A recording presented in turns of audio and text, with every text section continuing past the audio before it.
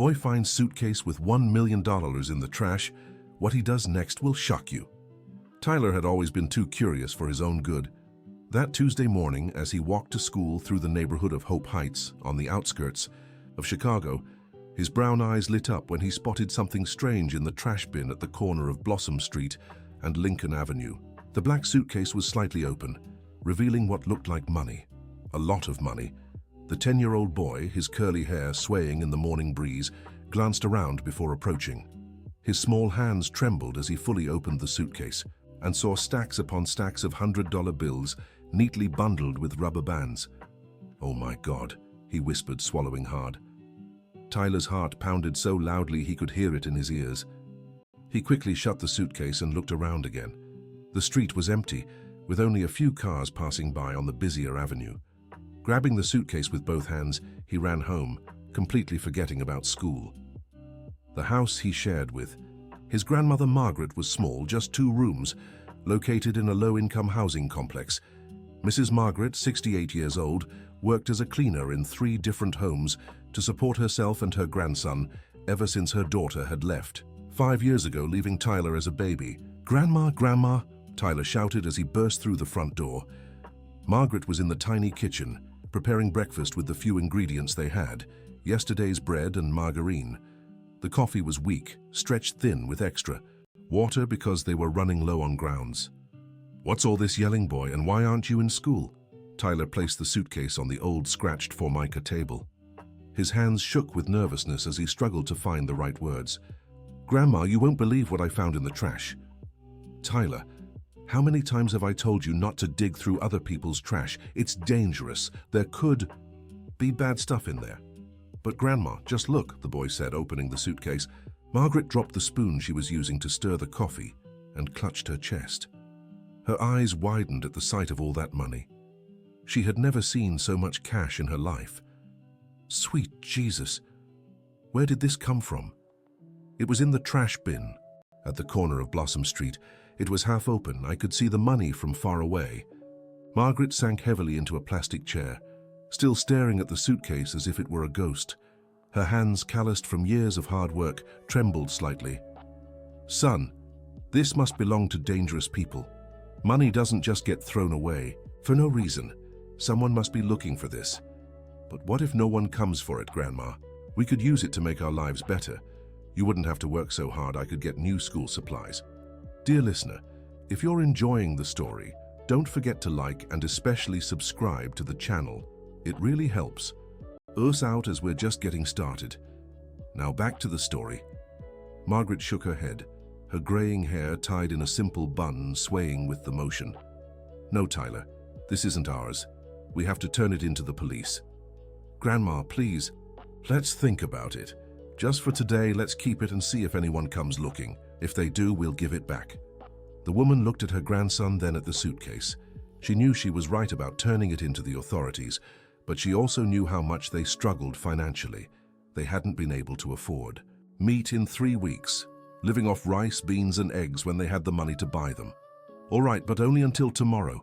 If no one shows up or says anything about missing money, we're going to the police station." Tyler smiled and hugged his grandmother. In that moment, he imagined all the things they could buy, all the problems they could solve. But she had no idea that decision would change their lives in ways they could never have imagined. For the rest of the day, Margaret couldn't focus on her work. At Mrs. Peterson's house, a wealthy woman in the upscale neighborhood, she was distracted while cleaning the expensive furniture. Her hands trembled as she dusted objects worth more than she made in a year. "Margaret, are you okay?" asked Mrs. Peterson, noticing her distraction. "I'm fine, Mrs. Peterson, just a little tired. You seem worried about something. Do you want to talk?" Margaret almost told her about the briefcase, but stopped herself at the last second. She couldn't trust anyone with that information. "It's nothing, Mrs. Peterson. Thank you for your concern." Meanwhile, Tyler had skipped school and stayed home, staring at the briefcase they'd hidden under his grandmother's bed. Every noise outside sent him running to the window to check if someone was looking for something. Around 2 in the afternoon, the boy decided to tell his best friend, Josh Ryan, a boy his age who lived 3 houses down. He couldn't keep the sue. secret alone any longer. "Josh, you won't believe what happened to me today," Tyler said when his friend got home from school. "What? Why'd you skip?"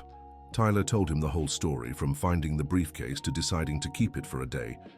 Josh listened wide-eyed, hardly believing what he was hearing. "Dude, this is serious. How much is in that thing?" "I didn't count it all, but it must be over $1 million. $1 million? Tyler, that's crazy money. You guys could be rich." "We don't know yet. My grandma wants to turn it into the police tomorrow if no one shows up." "You're nuts. With that kind of money, you could change your lives. Your grandma wouldn't have to clean houses anymore. You could go to a private school." His friend's words echoed in Tyler's mind for the rest of the afternoon. Really, why return something no one was looking for? Why keep struggling when the solution was right there in the briefcase under the bed? When Margaret got home from work around 6, she found Tyler sitting in the living room deep in thought. "So, did anyone come looking for anything today?" "No, Grandma, not a word." "Good. First thing tomorrow, we're going to the police station. I barely slept last night thinking about this. I can't relax with that money in the house. Grandma, if we turn it in, we'll never know what happened. What if it really is dirty money? The cops might suspect us." Margaret stopped putting away the few groceries she'd picked up on the way home. 2 black-spotted bananas she'd bought cheap, a small bag of rice, and a carton of eggs. "Tyler, what are you trying to say?" "Grandma, think about it. If this money belonged to some honest family, they'd have come looking by now. They'd have filed a report. Since no one showed up, it's probably dirty money." "Son, that doesn't change anything. It's not ours." "But Grandma, look at us. You work yourself to the bone, and we barely have enough to eat. My backpack's falling apart. I don't even have decent shoes for school. If we use this money to make our lives better, it's not stealing. It's an opportunity God put in our path." Margaret sat beside her grandson on the old couch, its upholstery faded and patched with thread. The ceiling fan rattled annoyingly, but it was their only relief from the evening heat. "Tyler, I understand how you feel, sweetheart.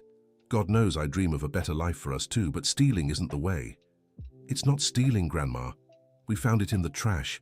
Who throws away $1 million? The question hung in the air for a few seconds. Margaret truly couldn't understand how anyone could throw away that much money. Unless, what if someone was running from something and had to get rid of the money fast? He thought aloud. Then they're never coming back for it, Grandma, and we're just going without for no reason. Margaret looked around the small living room. The 14-inch TV they had stopped working 2 months ago, and they didn't have the money to fix it. The stove had 2 broken burners. The fridge made a strange noise that suggested it would stop working soon too. "Let's sleep on it and decide tomorrow with clearer heads," she finally said. But neither of them slept well that night. Margaret lay awake thinking about her daughter who had left, the overdue bills, the retirement that was still far out of reach. Tyler kept imagining what it would be like to have a normal life without worrying whether there'd be food on the table the next day. The next morning, Margaret woke up determined to do the right thing. She made stronger coffee, using a little extra grounds because she felt she needed to be fully alert for this big decision. "Tyler, get up. We're settling this today." The boy opened his eyes, red from thinking all night. He'd dreamed of new clothes, school supplies, good food on the table every day. "You've decided, Grandma?" "I have. We're turning it in to the police." "Grandma, please, let's think about it a little longer. What's the harm in waiting a few more days? If someone shows up, we'll give it back right away."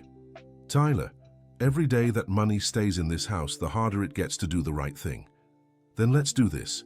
We'll check if there's any news about lost money. If there is, we return it. If not, it's a sign no one's really looking." Margaret sighed. Her grandson's argument made sense in a way. If someone had lost that much money, they'd surely be searching, maybe even offering a reward. "All right, 3 more days. If nothing comes up about lost money in 3 days, we turn it into the police." Tyler smiled and hugged his grandmother. Again, 3 days was enough time to convince her that money was a blessing in their lives. Over those 3 days, Margaret and Tyler paid close attention to everything. They bought newspapers to check for reports of lost or stolen money. They listened to the radio more carefully. They talked to neighbors to see if anyone had mentioned anything strange in the neighborhood, but nothing. Absolutely nothing. On Thursday, the third day since they'd found the briefcase, Margaret came home from work to find Tyler counting the bills on the kitchen table. "Tyler, what are you doing?" "Counting, Grandma. Want to know how much there is?" $1,340,000. Margaret's legs went weak. It was more money than she could earn in a lifetime of work. "Sweetheart, put that away right now. What if someone looks through the window?" "Sorry, Grandma, I just wanted to know the exact amount. Imagine all the things we could do with this." "We're turning it in tomorrow, Tyler. The 3 days we agreed on are up." "Grandma, what if we just kept part of it? Like take 50,000 and return the rest? No one would know there was more." "Tyler, don't say things like that." "Sorry, Grandma, but I keep thinking 50,000 would change our lives completely, and we'd still be returning over $1 million. Margaret shook her head, but deep down the idea didn't seem so absurd. $50,000 was nothing compared to the total, but for them it would mean a whole new life.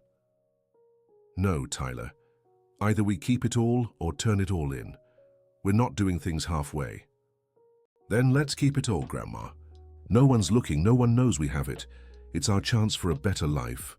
Margaret looked at her grandson, so young, already struggling with life's hardships. He looked at his own calloused hands, at the small old house, at the uncertain future that awaited them. "One more week," he finally said. "If no one comes looking in a week, we'll consider it ours." Tyler jumped for joy and hugged his grandmother so hard he almost knocked her off the chair. But they didn't know someone had already discovered where the money was, and that person wasn't the least bit willing to let them keep what they believed was rightfully theirs. On Friday morning, while Margaret had gone to work and Tyler was at school, a middle-aged man watched their house from a distance. His name was Richard Thompson, and he knew that briefcase very well. Richard was an accountant at a transportation company and had uncovered a tax evasion scheme. For months, he gathered evidence and documents proving the irregularities. When he finally decided to report his employers. They found out his intentions and threatened him. The briefcase contained not only the money he had borrowed from the company as proof of the scheme, but also important documents that could incriminate powerful people in town. When he realized he was being followed, he panicked and tossed the briefcase into the first trash can he saw, thinking he'd come back for it later. But when he returned a few hours later, the briefcase was gone. Since then, he'd been discreetly searching the neighborhood, trying to find out who might have taken it. It was Josh Ryan, Tyler's friend, who ended up giving it all away by accident. At school, he couldn't resist telling other classmates about the treasure his friend had found. The story spread quickly, as it does among kids, and reached the ears of Robert, the older brother of one of the boys. Robert, 17, had already been in trouble with the police for petty theft and knew Richard from the neighborhood. When he heard the story about the money found by a kid, he immediately saw a way to make some cash from the information. He sought out Richard on Friday afternoon and told him everything he knew in exchange for $500. The kid's name is Tyler. Lives over on Blossom Street, number 47, lives with his grandma. The little brat told half the school he found a briefcase full of money in the trash. Richard felt his blood run cold. That was his briefcase, he was sure of it, and now he needed to get it back before it was too late. That same evening, after Margaret got home from work, there was a knock at their door. Tyler was doing his homework at the kitchen table while his grandmother made dinner. "I'll get it," said Tyler, dropping his pencil. "No, honey. Let me." Margaret opened the door and found herself face to face with a well-dressed man in a navy blue suit, hair slicked back with gel and a smile that didn't reach his eyes. "Good afternoon, ma'am. My name is Richard Thompson. May I have a quick word with you?" "About what?" "Well, I lost a briefcase in this neighborhood a few days ago. A black briefcase with some important documents and money I was taking to deposit for the company I work for." Margaret's heart raced, but she kept her cool. "I'm sorry, but I haven't seen any briefcase around here." "Are you sure? I know it was found by a child on this street. I'm even willing to offer a reward for its return." "What kind of reward?" "About $5,000. That's good money, isn't it?" Margaret swallowed hard. $5,000 was a lot for them, but it was nothing compared to what was in the briefcase. "Look, mister, I really haven't seen any briefcase. If anything turns up, how can I reach you?" Richard pulled a card from his pocket and handed it to her. That's my number. Anything, any information, you call me. And remember, $5,000, no questions asked. After Richard left, Margaret locked the door and leaned against it, taking a deep breath. Tyler came running from the kitchen. Who was it, Grandma? It was the owner of the briefcase. What? What do you mean? A man named Richard Thompson. He said he lost a black briefcase with documents and money. He offered a $5,000 reward. Tyler turned pale. So, Grandma, what did you say? I told him I hadn't seen any briefcase. You lied to him. I did, Tyler, and now I feel terrible about it. Margaret sat on the couch covering her face with her hands. The situation had gotten much more complicated than she'd imagined. Grandma, if he's only offering $5,000 for a briefcase that has over $1 million, it's because he can't tell the truth about that money to anyone. What do you mean? Think about it, Grandma. If it were honest money, he wouldn't offer such a small reward. He'd go to the police, file a report. The fact that he's here offering money for silence proves that money isn't clean. Margaret looked at her grandson, impressed by his logic. It was true. The whole situation seemed strange. Even so, Tyler, it's not ours. But it's not. It is either, Grandma. If it were, why would he throw it away? Maybe he lost it by accident. Nobody loses a briefcase with over $1 million by accident, Grandma. He threw it away on purpose and now wants it back because he changed his mind. Margaret stayed silent for a few minutes, thinking about everything that had happened. Richard's visit had confirmed her suspicions that the money wasn't clean. But did that make the situation more dangerous or less? Tyler, what if we return the briefcase to him and take the $5,000 reward? That'd still be a good amount for us. Grandma, $5,000 won't change our lives. It's a lot of money, but it's not a fresh start. With what's in that briefcase, you could stop working. I could go to a good school. We could have a better house. But what if that man is dangerous? What if he comes back with other people? Grandma, if he were going to do something to us, he would have done it already. He came here politely, offering a reward. That means he can't use force. Or it could mean he's testing to see if we really have the briefcase. That night, neither of them slept well again. Margaret kept imagining Richard returning with others, maybe to search the house or make threats. Tyler kept thinking about how they could keep the money and get out of this situation. By Saturday morning, Margaret had made a decision that would change everything. Tyler, we're leaving. What do you mean, Grandma? We'll take some of the money, leave the rest hidden here, and travel far for a few days. If that man really is dangerous, it's better we're not here when he decides to come back. And where are we going? To my sister's house in Milwaukee. No one will know anything there, and we can think better about what to do. Tyler liked the idea. A trip away meant they'd have time to plan their future without the pressure of someone knocking on the door. They took $50,000 from the briefcase and hid the rest at the back of the closet inside an old suitcase full of winter clothes. They packed a small travel bag and left the house before 10 in the morning. But they didn't know. Richard had been watching the house since early morning and saw them leave with the travel bag. At the bus station, while waiting for the bus to Milwaukee, Margaret bought some new clothes for herself and Tyler. Nothing too expensive or flashy, just enough so they wouldn't look suspicious traveling in old clothes. Grandma, for the first time in my life, I'm feeling what it's like not to worry about money, Tyler said as he tried on new sneakers. Don't get too used to it, son. This could still go very wrong. Or it could go very right. Imagine if we actually get to keep the money. Our lives will change completely. During the 3-hour bus ride, Margaret told Tyler about her childhood on the farm where she was born, how she met his grandfather, and the dreams she had when she was young, believing life would be easier. You know, Tyler, I always dreamed of having a house with a big backyard where I could plant a few things. I always wanted to study, take a nursing course, but I never had the chance. When your mom was born, I thought at least she could have a better life, go to school, graduate. But things didn't turn out how I expected. Grandma, now we can make those dreams come true. You can take that nursing course. We can have a house with a yard. Maybe, sweetheart, but first, we have to make sure we don't get into more trouble. Then we can handle. They arrived in Milwaukee in the early afternoon. Margaret's sister Barbara lived in a modest neighborhood, but it was better than theirs in Chicago. She had a two-bedroom house with a living room, kitchen, and a small backyard. "Margaret, what a surprise," Barbara said as she opened the door. "You didn't tell me you were coming." "Sorry, Barb. It was kind of last minute. We had some problems. Back in Chicago and needed to get away for a few days." "What kind of problems?" "I'll tell you later. Can we stay here for a few days?" "Of course, the house is small, but there's always room for more." Barbara was 2 years older than Margaret and had married a truck driver who traveled a lot. They didn't have kids and had always treated Tyler like a grandson. Her husband, Mr. Walter, was on the road and wouldn't be back until the following week. At dinner, Margaret made up a story about issues with their landlord, saying they needed a few days to sort things out. Barbara believed her and didn't ask too many questions. Tyler slept on the living room couch and Margaret shared the bed with her sister. For the first time in a week, they slept peacefully without worrying about someone knocking on the door. On Sunday morning, Barbara took them around town.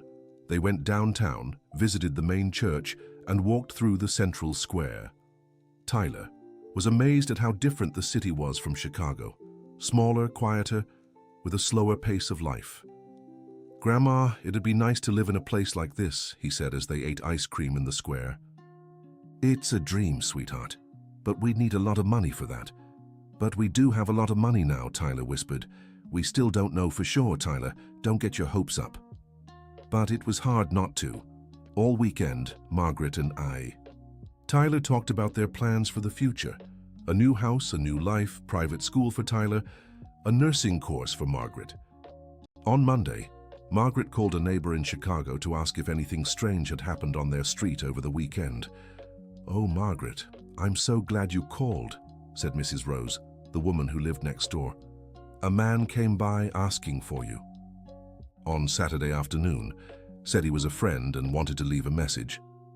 "What kind of man?" "Well dressed in a suit. Asked if you and Tyler had gone on a trip, if I knew when you'd be back." I told him I didn't know anything. "Did he leave a message?" "He said he'd come back another day, thought it was strange you'd left so suddenly." Margaret hung up, worried. Richard had found out they'd left town and was looking into it. That meant he suspected they had the briefcase. "Tyler, I think we'll have to stay here longer than we planned." "Why, Grandma?" "That man came back to our place. Mrs. Rose said he was asking about our trip." "Is that good or bad?"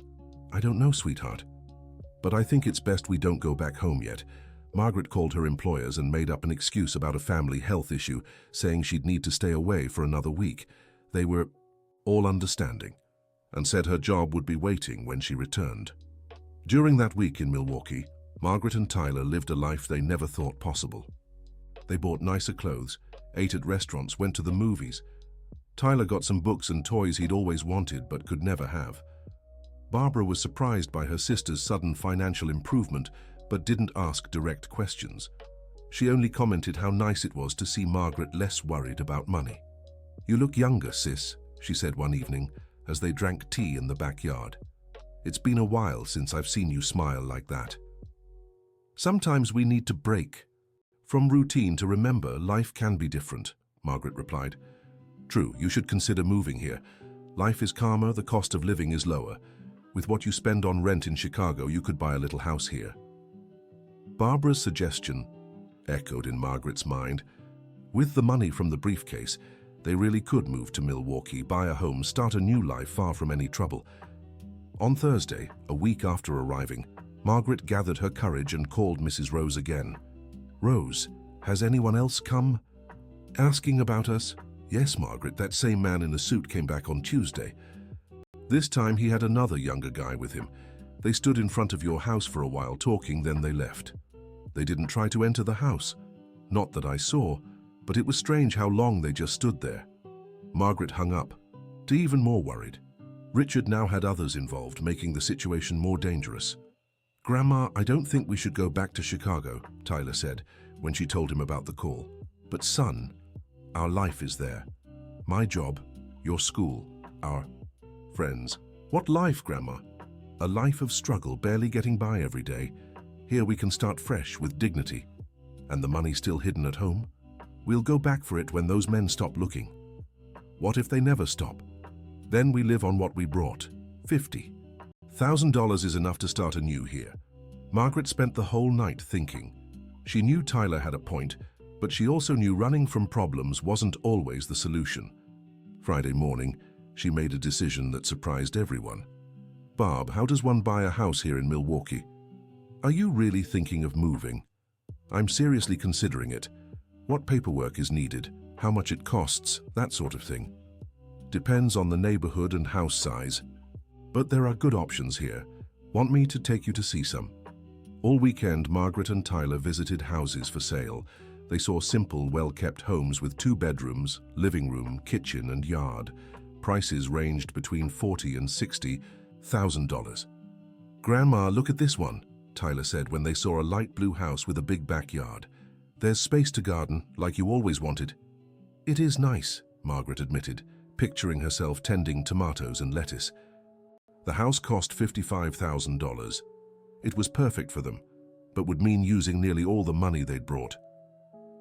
"If we buy this house, we'll have very little left to live on until I find work here," Margaret said. "Grandma, don't worry about that now. We have way more money hidden back in Chicago. And if we can't get that money, Tyler, what if these men find out where we are? Then we'll manage with what we have. At least we'll have our own house in a quiet town, far from trouble." On Monday, Margaret surprised the realtor by saying she wanted to close the deal. She paid the $55,000 in cash, which raised eyebrows, but she explained it was an inheritance she'd recently received. Within a week, all the papers were signed, and they had a house of their own. Margaret cried with emotion when she got the keys. She never imagined she'd one day own property. "Now we're real owners, Grandma," said Tyler, running through the backyard like it was the first time he'd ever seen so much open space. "We are, sweetheart. Now we are." Barbara was happy for her sister's decision, but curious about where the money for the house had come from. Margaret made up a story about a workplace settlement she'd received, and her sister believed her. Margaret got a job as a cleaning assistant at a local hospital. The pay was slightly better than what she'd earned in Chicago, and the work was less demanding. Tyler was enrolled in a public school near their home, where he quickly made new friends. For 2 months, they lived a peaceful, happy life. Margaret planted a garden in the backyard with tomatoes, lettuce, green onions, and a few flowers. Tyler did well in his new school and became popular among his classmates for being the kid from Chicago. But the peace didn't last long. One Thursday morning, as Margaret was coming home from work, she found a man standing in front of her house. It was Richard Thompson, the same man who had shown up in Chicago 2 months earlier. "Good afternoon, Mrs. Margaret," he said with a smile that chilled her blood. How did you find me?" "Wasn't hard. You left a trail in Chicago. Someone remembered seeing you at the bus station buying tickets to Milwaukee. After that, it was just a matter of time and patience." Margaret looked around, searching for others, but Richard seemed to be alone. "What do you want?" "The same thing as before. My briefcase. I already told you I don't know anything about a briefcase. Mrs. Margaret, please, let's drop the act. I know you have my briefcase, and from what I can see," he glanced at the new house, "you've already started spending the money." "I don't know what you're talking about. Let me be very clear with you. That briefcase holds much more than money. There are documents in there that could put a lot of powerful people behind bars. And as long as those documents are missing, I'm in danger. If the documents are so important, why did you throw them away?" "Because I was being chased and had to get rid of any evidence fast. But things have changed now, and I need those papers back." Margaret realized Richard had just admitted he'd thrown the briefcase away on purpose. It confirmed everything she and Tyler had suspected. "Even if I had that briefcase, do you really think I'd hand it over after finding out you threw it away on purpose?" "Mrs. Margaret, you don't understand how serious this is. The people involved in these documents aren't ordinary folks. They're powerful businessmen, influential politicians. If they find out you have those papers, is that a threat? It's a warning. For your sake and your grandson's. Dear listener, if you're enjoying the story, don't forget to like and subscribe to the channel. It really helps us newcomers out. Now, back to the story. Just then, Tyler came home from school and saw the man talking to his grandma. He recognized Richard immediately. Grandma, everything okay? Yes, sweetheart. The gentleman was just leaving. No, I wasn't, said Richard. We still have a lot to talk about. We have nothing to talk about, Margaret replied, pulling Tyler closer to her. Mrs. Margaret, I'll give you one more chance. Return my briefcase and I'll forget everything that happened. You can keep the $5,000 I offered as a reward. You can go on living here peacefully, and I'll never bother you again. And if I don't return it? Then I'll have to take other measures, and you won't like those measures. Margaret felt her heart race but tried to stay calm. You can't threaten me. I'll call the police. You can call the police, sure. And I'll tell them you stole a briefcase containing company money and confidential documents. I'll show them the photos I took of you leaving the house with a travel bag the day after the briefcase went missing. I'll prove you used the money to buy this house. Who do you think they'll believe? Margaret realized she was cornered. Richard had prepared well for this confrontation. How much time do you need to decide? He asked. I need to think. Fine, I'll give you 3 days to decide. If I don't have my briefcase back by Sunday, I'll take whatever measures I deem necessary. Richard walked away but turned back one last time before leaving. Oh, and Mrs. Margaret, don't bother running away again. Now I know where you are and I can find you anywhere. After he left, Margaret and Tyler went inside and locked all the doors and windows. Grandma, what are we going to do? I don't know, sweetheart. I don't know. We can't give him the briefcase, Grandma. Without that money, how will we pay the bills? How will we live? But if we don't, that man could hurt us. Grandma, if he wanted to hurt us, he would have done it already. He needs the briefcase intact because of the documents. If he harms us, he might never get what he wants. You sure about that? I am, Grandma. And besides, even if we give him the briefcase, how do we know he'll leave us alone? He might decide we know too much about his business. Margaret hadn't thought of that. Once they handed over the briefcase, they'd still be witnesses to Richard stealing company money. So what do you suggest? Let's get the briefcase from Chicago and negotiate with him. Half the money for us, half, and the documents for him. Tyler, do you really think a man like him will agree to negotiate? Grandma, he needs those documents, and if we threaten to turn them over to the police if anything happens to us, he'll have to agree. Tyler's plan was risky, but it made sense. If they could retrieve the briefcase without Richard knowing, they'd have leverage. How do we get it without him finding out? We go back to Chicago, grab the briefcase at night when he's not watching, and come straight back. Simple. What if he's watching our old place there? Then we ask someone for help. Mrs. Rose, for example. She has the spare key you left with her. Margaret considered her grandson's idea. It was dangerous, but maybe their only way out. All right, we'll try. But if anything goes wrong, we hand everything over to him, and that's it. Deal, Grandma. On Friday morning, Margaret called the hospital, saying she had a family emergency in Chicago and needed to miss work. Tyler skipped school. They took the first bus to Chicago, carrying only a small backpack. During the trip, they made a detailed plan. They'd arrive in Chicago by late afternoon, go straight to Mrs. Rose's place, tell her an edited version of the story, and ask her to retrieve some important things from their old house that night. What if Mrs. Rose says no? Tyler asked. She won't. Rose always liked us, and besides, we're offering her $1,000. $1,000? Isn't that too much? For what we're asking, it's little, and if everything goes well, we'll get much more in return. They arrived in Chicago around 5 in the afternoon. The neighborhood looked the same, but Margaret felt a strange sensation that she no longer belonged there. 2 months living in Milwaukee had changed her perspective on life in the outskirts of Chicago. Mrs. Rose was surprised when she saw them. Margaret, Tyler, what a surprise. I thought you'd moved away for good. We came back to get some important things we forgot, Rose. But there's a problem. What problem? Remember that man who was asking about us? He's bothering us, wants us to pay a debt that isn't ours. That's why we don't want him to see us here in the neighborhood. I see. And how can I help? Could you go into our house tonight and grab a suitcase that's at the back of my bedroom closet? It's an old suitcase full of winter clothes. That's it? That's it. And to not trouble you, we can pay $1,000 for this favor. Mrs. Rose's eyes widened. $1,000 was a lot of money for her, living off her husband's pension. Margaret, you don't have to pay me anything. We've been neighbors for years. Of course I can help. No, Rose, I insist on paying. You'll be taking a risk and it's only fair you're rewarded. What kind of risk? If that man finds out you helped us, he might get upset, but he won't do anything, just get angry. Mrs. Rose agreed to help. Margaret handed her the house key and explained exactly where the suitcase was. They agreed Rose would enter the house around 2 in the morning when everyone on the street would be asleep. Margaret and Tyler went to a cheap hotel downtown to spend the night. Neither of them could sleep, worried about what would happen in the next few hours. At 2:30 in the morning, Margaret's cell phone rang.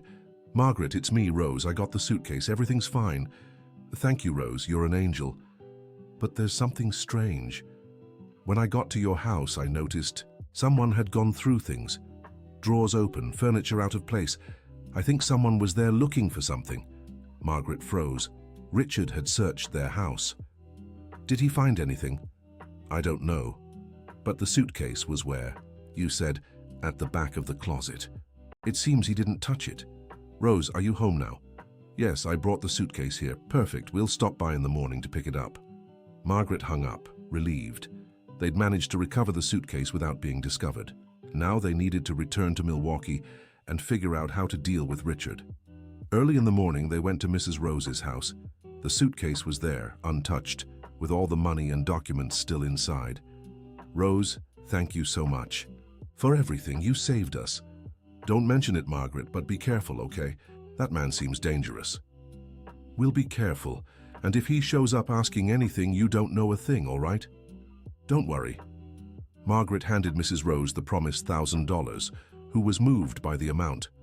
Then she and Tyler took a taxi straight to the bus station. On the bus back to Milwaukee, they discreetly opened the suitcase to check if everything was there. The money was intact, along with a folder of documents they hadn't looked at before.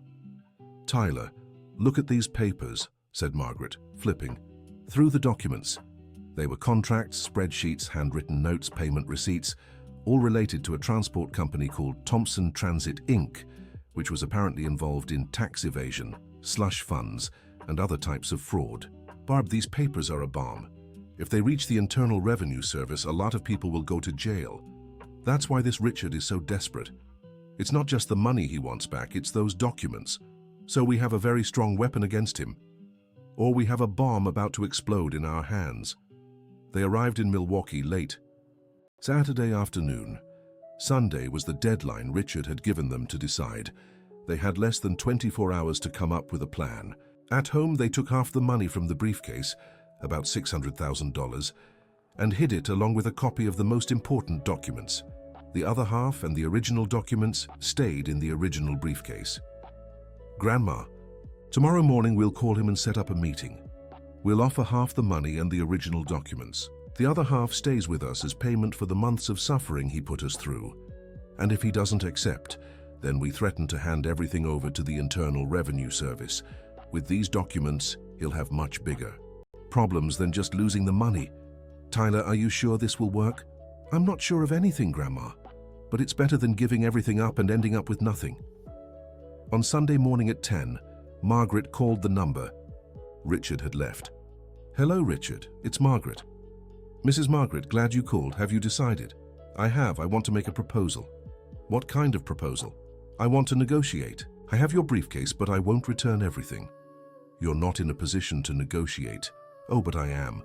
I have the documents you want so badly, and if anything happens to me or my grandson, those papers will end up in the hands of the Internal Revenue Service." There was silence on the other end of the line.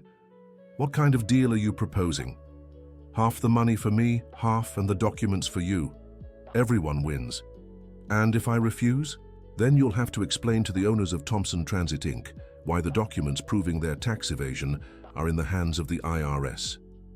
Another silence, longer this time. "Where do you want to meet?"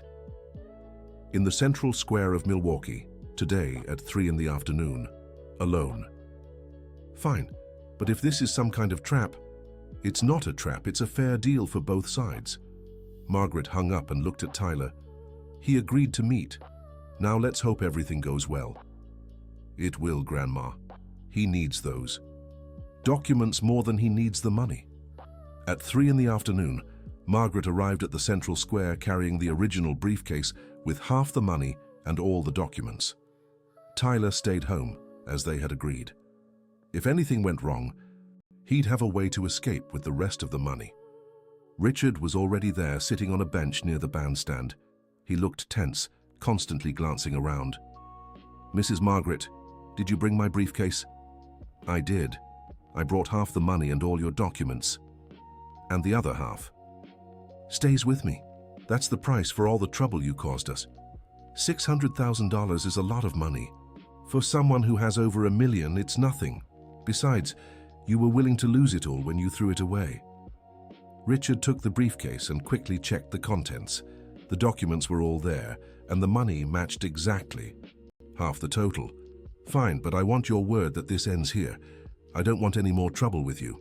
Nor I with you. We're even. And if someone asks about these documents, about how they disappeared, I don't know anything. I've never seen any documents. Never heard of Thompson Transit Inc. Perfect." Richard got up to leave but turned back one last time. "Mrs. Margaret, you made the right choice. The people at that company aren't to be messed with. If those documents had leaked, you and your grandson could have gotten into a much bigger trouble. That doesn't matter now. We each go our own way." "Exactly." Richard left the square and Margaret never saw him again. She returned home relieved, knowing they were finally free from any problems related to that briefcase. "So, Grandma, how did it go?" "Everything worked out, dear. Now we're truly rich, and with no guilt on our conscience. With $600,000, Margaret and Tyler could finally plan their future with peace of mind. Margaret quit her job and enrolled in the nursing program she'd always dreamed of. Tyler was transferred to a private school where he had access to a quality education he never thought possible. They bought new furniture for the house, renovated the kitchen and bathroom, and built a small workshop in the backyard where Margaret started sewing as a hobby and an extra source of income. Tyler developed a love for reading and studying. With access to good books and materials, he discovered he was very smart and had a talent for math and science. He began dreaming of becoming an engineer.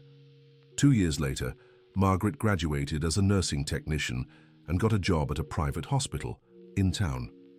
The salary was good, and combined with her sewing income and the interest from their investments, they lived comfortably. Tyler, now 12, was one of the top students in his school. He had grown a lot but still kept the curiosity that had led him to find the briefcase on that fateful day. "Grandma, sometimes I wonder, what if we hadn't found that briefcase? We would have kept on living, dear. Maybe with more struggles, but we would have made it.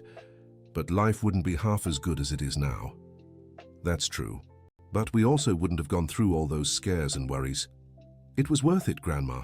Every single scare was worth it." Margaret smiled, looking at the backyard where her plants grew healthy, at the house that was truly theirs, and at her grandson, who now had all the opportunities she had ever dreamed of giving him. It was, dear, it really was. In 2026, 3 years after the briefcase incident, Tyler earned a full scholarship to a federal technical school where he started a vocational program in electronics. Margaret had completed a specialization in geriatric nursing and worked in the ICU of the city's largest hospital. Barbara often remarked how impressive the transformation in her sister and great-nephew's lives had been. From a family struggling to get by in Chicago, they had become a middle-class family in Milwaukee, with their own home, quality education, and bright futures ahead. "Margaret, what was that story you told me about a work settlement?" Barbara asked one afternoon as they shared tea in the backyard. "Why do you ask, Barb?" "Because there's no way a minimum wage cleaner gets a $50,000 work settlement." Margaret smiled. Her sister had always been too sharp to fool for long. "It was an inheritance, actually, from an old employer who was very fond of me." Margaret, "Fine, it wasn't an inheritance or a settlement, but it wasn't anything illegal either. Just luck, Barb. Pure luck." "What kind of luck?" "The kind that changes your whole life and teaches you that sometimes you have to take risks to get things you never thought possible." Barbara didn't press further. She knew her sister had her secrets, but she could see they were secrets that had brought happiness and prosperity to the family. In 2027, Tyler completed his electronics program with the highest grades in his class. At 15, he was already fluent in English and had won several awards in math and science competitions. His dream now was to study electronic engineering at a federal university. Margaret, at 71, was one of the most respected nurses at her hospital. She had created a project to humanize elderly care, which became a model for the region. Her sewing studio had turned into a small atelier, employing 3 women from the neighborhood. "Grandma, remember when we lived in that little house in Chicago and barely had enough to eat?" "How could I forget, son? Sometimes it feels like it was a different life, like it happened to other people." In a way, it was. The people who lived there aren't the same as the ones living here today. "Do you regret anything?" Margaret thought for a few seconds before answering. "I regret taking so long to find the courage to change our lives. I should have been brave sooner, even without a suitcase full of money." "But Grandma, without the suitcase, how would we have gotten the money to move?" "By working, studying, saving. It would have been harder and taken much longer, but it would have been possible." "Do you think we were wrong to keep the money?" "I think we did what anyone would have done in our situation, and we used the money for good things: education, a home, honest work. We didn't waste it, we didn't hurt anyone." "And that man, Richard, do you think he ended up okay?" "I hope so. He got the documents he needed back, and he still kept half the money. He didn't lose anything." "Grandma, can I ask you a weird question?" "Go ahead." "If we found another suitcase with money today, what would we do?" Margaret laughed at the question. "Today? Today I'd turn it over to the police without a second thought." "Why?" "Because today we don't need it anymore, son. We have everything we need to be happy. A home, food, education, health, work. What more could we want?" "You're right, Grandma, we really do have everything." They sat in silence for a few minutes, each lost in their own thoughts. The sun was beginning to set, painting the backyard in golden hues that made the plants look even more beautiful. "Tyler, you know what?" "What, Grandma?" "The best part of all this wasn't the money. It was realizing we're capable of so much more than we thought. You became a smart, hard-working young man. I went back to school and found a profession I love. We discovered we could be happy. You're right, the money just gave us the opportunity. The rest was what we built." "Exactly, son. And no one can take that away from us." That night, before bed, Margaret looked out her bedroom window at the backyard, where she'd so often dreamed of planting a garden when she was younger. Her plants were there now, growing healthy under the moonlight. Tyler was in the next room, studying for a physics test the next day. Everything was peaceful. Everything was as it should be. She remembered the day Tyler came home running, clutching a suitcase with excitement shining in his eyes. She remembered the fear, the uncertainty, the sleepless nights wondering if they were doing the right thing. Now, 4 years later, she knew they'd made the right choices. Not just about the money, but about life. They'd decided to believe they deserved something better. They'd decided to fight for it. They decided not to give up when things got hard. And the proof was all around her. A home full of love, a grandson ready to take on the world, a life of dignity and hope. Sometimes she thought luck is just opportunity in disguise. And when opportunity comes, you have to be brave enough to seize it. Tyler had been brave enough to open that suitcase in the trash. She'd been brave enough not to return it right away. Both of them had been brave enough to stand up for what they believed was fair, even when things got dangerous. And now they were reaping the rewards of that courage. The next morning, Margaret woke to the smell of coffee Tyler was brewing in the kitchen. It was a ritual he had created. Whenever he had an important test at school, he'd wake up early and make breakfast for both of them. "Good morning, Grandma. Ready for another day in the life of the luckiest family in Milwaukee?" "Not lucky, son," Margaret replied, smiling. "Brave. We're the bravest family in Milwaukee." "You're right, Grandma. Luck was just at the beginning. The rest was all on us." They had breakfast together, planning the day ahead. Margaret would go to the hospital, where she'd care for her patients with the kindness and dedication she had learned to show. Tyler would go to school, where he'd continue building the bright future he had planned for himself. And in the evening, as always, they'd meet back home in that backyard full of plants to talk about their day and make plans for the future. It was a simple life, but it was a good one. A life built on hard work, study, dedication, and yes, a little luck too. But above all, a life built on love. The love of a grandmother who raised her grandson as if he were her own son. The love of a grandson who never forgot the sacrifices his grandmother had made for him. The love of a family that, even in the toughest moments, never gave up on each other. And that, Margaret knew, was worth far more than any suitcase full of money they might find along the way. End of story. Dear listener, if you're enjoying the story, take a moment to like the video and, most importantly, subscribe to the channel. It helps us a lot as we're just starting out. Now tell us what you thought of Margaret and Tyler's story. Do you think they made the right choice by keeping part of the money? How would you react if you found a suitcase like that? Share your honest thoughts in the comments. We'd love to hear your take on this inspiring journey of courage and transformation. Thank you so much for being here. Don't forget to like and, most importantly, subscribe to the channel so you don't miss other heartwarming stories like this one.